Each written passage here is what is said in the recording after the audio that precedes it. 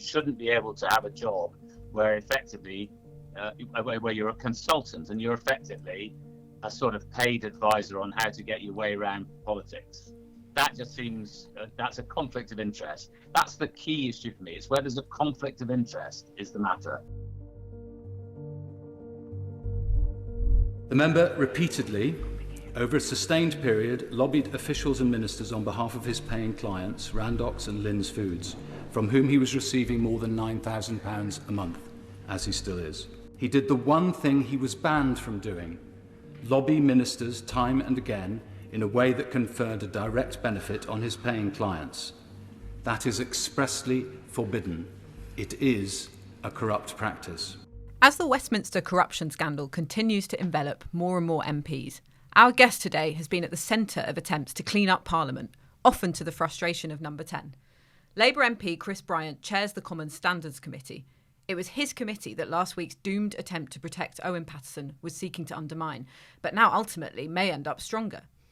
When he outlined the case against Paterson in the House, MPs listened in silence, many perhaps knowing the anger they were about to unleash. Chris Bryant, thank you so much for joining us. Thanks for having me. So Boris Johnson felt he had to declare on the world stage that the UK is not remotely a corrupt country. You've compared his intervention over the Owen Paterson case to something they do in Russia. Do you think the UK is a corrupt country? I'm not sure the country is, but I think there's a danger, as Jonathan Evans, the head of the Committee on Standards in Public Life, said, of us lapsing into corruption. And I think some of the actions we've taken, or the government has taken recently, have been corrupting. And you see, I went to Mikhail Khodorkovsky's show trial in Russia. I've met with Alexander Navalny. I know quite a lot about Russia, and I've been warning about Russia for a long time. So I don't use that sort of comparison lightly. The truth is, it is fundamental to the rule of law that you do not change the rules suddenly at the last minute during a disciplinary process to benefit a named individual. That is the definition of the polar opposite of justice. So that's what I was referring to. Yeah, on the sort of polar opposite of justice, you voted mostly with Conservatives to prevent Rob Roberts, the MP for Delyn, facing a recall precisely because of this idea that, this quite fundamental... it was going to be a retrospective motion. Yeah. It would have applied. It didn't apply at the time that he went through his disciplinary process. The disciplinary process had all been gone through. For all I know, the independent expert panel, Justice Stephen Irwin, might have come to a different conclusion as to the sanction if the recall petition had been available to them. And so that's why I voted with the government against introducing retrospection on that. And I've maintained my position that I'm against retrospective legislation. I think lots of people were slightly surprised to see the Labour leadership calling for Rob Roberts to be kicked out, not because they agree with what he did, but for precisely that reason. What do you make of the fact that the Labour leadership has called for him to be kicked out? Well, I understand why people want him to go. I mean, apart from anything else, the kind of humane part of me wants to say to Rob Roberts, if he was sitting here now, I'd say to him, Rob, you will, if you just hang around in Parliament like a bad smell until the next general election just to take the money, that is what will define your life. If you were to leave now, I think you would stand a much better chance of reshaping, reforming your life. Otherwise, well, it's the same with Owen Paterson. Sometimes you just have to be straight with people, says the biggest gay man in the room. Sometimes you just got to be straight with people. You mentioned the Owen Paterson case. I was wondering, can I ask you a bit about the human side of that? That certainly has been talked about a little bit by Conservative MPs when that motion was being voted on. A lot of them were expressing their concerns privately about his personal circumstances with the suicide of his wife, Rose. And some people were concerned about the 30-day suspension and him having to face a recall petition and so on. And were wondering if maybe maybe he should have been offered a shorter suspension in the light of his personal circumstances. I know that you touched on that briefly in the House of Commons in one of the debates, but I'm just wondering if you could explain the thinking behind sticking with the 30-day suspension. So first of all, I'm not a big fan of the word suicide, actually, because it implies, the term committing suicide implies the old understanding that it's a criminal offence and all of that. I have known people who've taken their own lives. And when I was a priest in the Church of England, I led the funerals for quite a lot of people, in particular young people who'd taken their own lives. So I know the mixed bag of emotions that are tied up in all of that. We did consider that in the committee. There was a view that we should have been going for a 3-month or a 6-month suspension, which would have been consonant with what had been given to other people in previous similar situations, like Patrick Mercer, who was given a 6-month suspension, or for that matter, Keith Vaz, different set of issues, but also 6 months. And it was partly because of all of those other considerations that we took it down to 30 days. But the biggest problem for us, I think, and emotionally still the biggest problem, is that Owen Paterson was adamant that he would do the same thing all over again. And of course, justice in a sense has to be blind as to the facts of a case. And the facts that we were talking about were obviously long before Rose Paterson took her own life. So that's the kind of difficulty that I think any tribunal would face. Mm. I sort of wanted to follow up on that. So obviously you've given 2 highly acclaimed speeches in the Commons about this. The first one in 20 years. 2 in 20 years, yeah. It's not a very good rate. two highly acclaimed speeches in the last week, in the last fortnight. The first on the first vote, and the second, the second afterwards. And one of the things I was very struck by is in the second you took a lot of interventions, including from Bill Cash, who'd been a big member of Owen Paterson's supporters club, as it were, in which you pointed out that actually, look, the thing about this case is the facts weren't disputed by anybody. It feels one of the issues we have, and one of the reasons why there's been these slightly alarming changes that have made Parliament seem and act in a more corrupt way, is this kind of this strangeness of kind of agreeing the facts but not sort of seeming to understand the need for sort of sanction. As someone who's chair of this committee that has been regularly criticised by other MPs precisely for that reason, how do you think that sort of kind of cognitive gap can be bridged? I think Owen was in denial, probably still is in denial, and consequently he led all his friends rather up the garden path. And quite a few of them have said so to me since, because he was adamant that they couldn't even table an amendment which cuts the suspension from 30 days to 9 days, because that would imply that he was guilty, and he refused to accept that he was guilty, and he said he would do it all over again. And, when the vote happened, which he claimed that it all vindicated him and all that kind of stuff.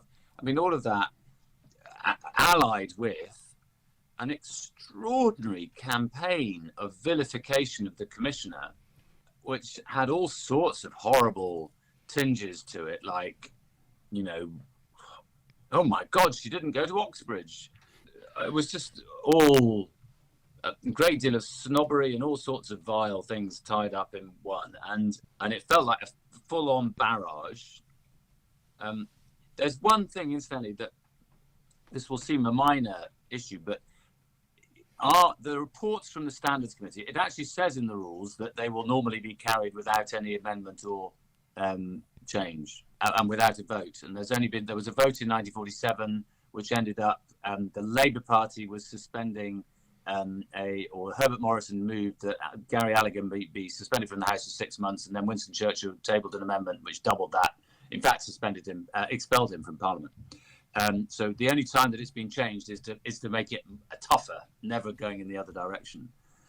But the slight odd thing is that the committee proposes, but it has to wait for the government to table the motion, and then the government minister speaks to the debate. And Jacob Rees-Mogg took 45 minutes out of the 90 minutes allocated by the government to the debate, which meant that none of Owen Paterson's friends, other than Jacob, I guess, got to speak in the debate at all. And I thought that was a mistake. So and also the government left a week which was filled, the vacuum was filled before we ended up with the debate. So I would much prefer a situation where motions from the Standards Committee automatically come to the House, decided by the Speaker, not by the government, and they're moved by the chair of the committee, not by anybody else. You spoke about sort of Conservative MPs expressing their concerns to you. You gave a great quote in your newspaper interview where you said it was someone told you the knobs of the party told the oiks what to do, and the knobs don't have the best political antennae. I wondered if, without betraying confidences, you could tell us a bit about what you're hearing from your Conservative colleagues at the moment, now that so many other MPs are being sort of dragged into this story that's becoming wider. Incidentally, the first write-up of that, knobs versus oiks, misunderstood the word knobs. An extraneous K appeared at the beginning of the words. Oh, dear. I don't think that was the point that was being made. Look, lots of Tories are absolutely furious. I mean, I don't even have to breach confidence, because Philip Davis, I think, has published this. He said, to the whips, don't ever tell me to vote for anything ever again, because it's not only that you persuaded me to vote for something which I was very uncomfortable about, but more importantly, then the next day you abandon that position. So everybody's left cast high, on a sandbank with no means of escape. And I think that's a very strong feeling amongst a lot of Tory MPs, especially new intake, interestingly, many of whom I think previously thought that they owed their career to Boris Johnson, and now some of them think that they might owe their demise to Boris Johnson.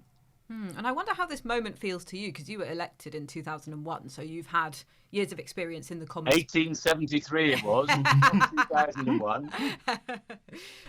You've had years of experience in the Commons pre and post the expenses scandal. So do you feel that the current revelations feel similar to the precursor of the expenses scandal to you? Like, could this be one of those moments where lasting changes come in as well afterwards? It actually feels more like the run-up to 1997. I wasn't in the House at the time, but I was around in politics. I was a local councillor in Hackney, and it feels like it for several reasons. One, because the word sleaze became, very current. It's not a word I like, actually, because I don't think it's very nuanced. And, in those days, being gay was sleazy. And I'm glad to say that's not quite how we view things today. So I think it's a little bit, but it is nonetheless like that, because every journalist I know is searching out sleaze stories. That's the currency and I think that will go on for months and months and months. Chris, I'm just wondering, we're having now, off the back of this Owen Paterson thing, a much bigger conversation, as you say, about sleaze, about MPs' salaries, and about second jobs, which are, to what extent certain ones are appropriate or not, and how far that should go. What's your view on that, given that you're looking into the MPs' code of conduct at the moment? So the Standards Committee is looking at the code of conduct and what's in it, and all the content of it and its operation. We haven't really focused much on the issue of second jobs. So there is one recommendation that has come forward to us fairly repeatedly since 2018 from the Committee on Standards in Public Life, which is that you shouldn't be able to have a job where effectively where you're a consultant and you're effectively a sort of paid advisor on how to get your way around politics. That just seems that's a conflict of interest. That's the key issue for me. It's where there's a conflict of interest is the matter. It's great having the letters MP after your name. Well, there's lots of places where it isn't great, but I mean, when you write, I had a case in my constituency. Mr. Creamy Ice Cream is based in the Rhondda, and Mr. Creamy Ice Cream had been operating for years and years and years. Kerry Foods decided that they were going to start a Mr. Creamy Ice Cream, and Kerry Foods, being a massive operation, decided to sue Mr. Creamy because Mr. Creamy hadn't licensed the name. And I thought, and the company was frightened of closing, so I rang up the chairman of Kerry Foods in Ireland. It was a massive corporation. The chairman took my call straight out because I had the letters MP after my name. And I said, look, you probably don't even know that you're suing Kerry Foods. He said, no, you're suing Mr. Grimm. He said, no, I'm not. I said, listen, they're thinking of changing their name to Sub-Zero. If they just do that, why don't we get along like that? He said, brilliant idea. Everybody saved money. And he only took the call because I had those letters MP.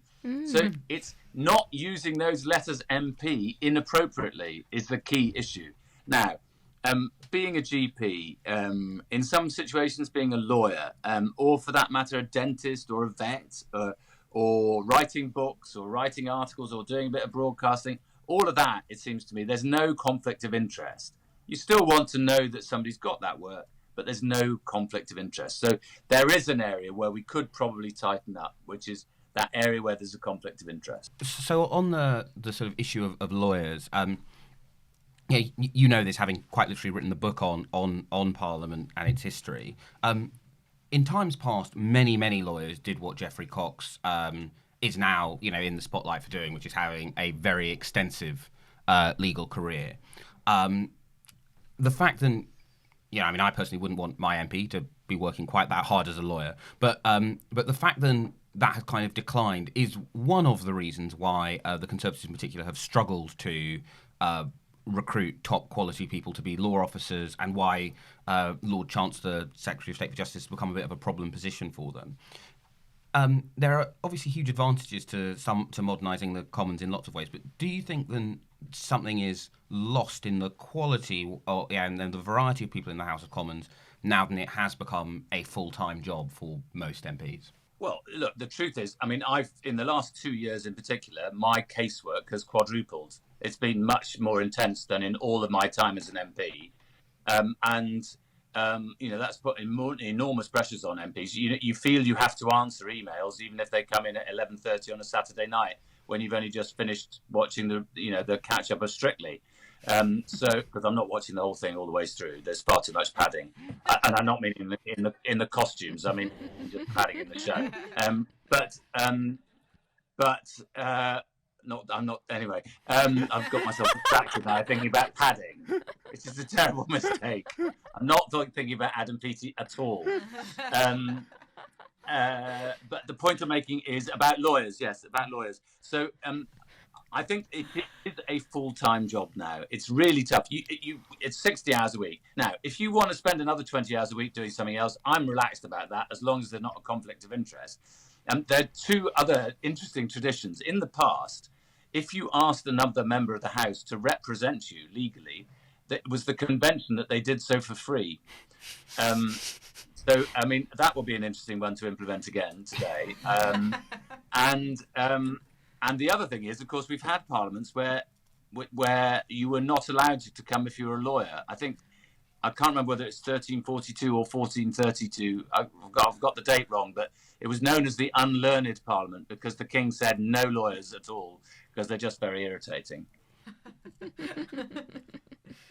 Yeah, again, talking of lawyers, you wrote in The Guardian that in the eyes of the public, this may have damaged the whole of Parliament, not just the Tories who voted for the nonsensical. So in your view, how should Labour be approaching this scandal and avoid being tarred with the same brush? Because obviously Keir Starmer has billed for hours as a barrister as well while being an MP. Look, in my capacity as chair of the Committee on Standards, I care about the reputation of the whole House. As a Labour person, I care about the reputation of the House because it's the only way that you can achieve change is through, and I believe in democracy. As a social democrat, I want parliamentary democracy to work. So I hate the idea that there will be no checks and balances on government.